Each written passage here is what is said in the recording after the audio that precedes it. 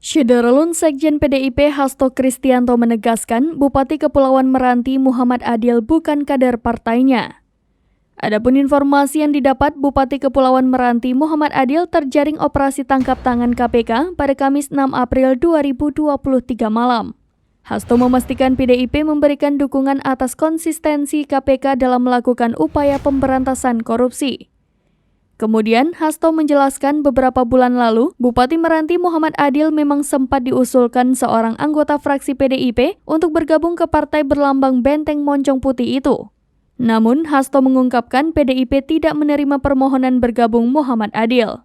Lebih lanjut, ia menjelaskan alasannya tidak menerima Muhammad Adil bergabung ke PDIP karena sikap Bupati Meranti itu terhadap Menteri Keuangan Sri Mulyani dan pemerintah pusat. Bahkan, Hasto mengatakan PDIP sempat memberikan teguran lisan terkait sikap Bupati Meranti itu. Sebelumnya, nama Bupati Kepulauan Meranti Muhammad Adil sempat viral pada November lalu karena ia mengkritik pegawai Kemenku Republik Indonesia. Melansir akun Twitter @jantungpisang yang mengungkit kembali pernyataan Bupati Meranti Muhammad Adil yang mengeluhkan soal pegawai Kemenku. Pemilik akun Twitter itu mengatakan jika ternyata Bupati Kepulauan Meranti tersebut kini terbukti benar dan valid terkait pegawai Kemenku.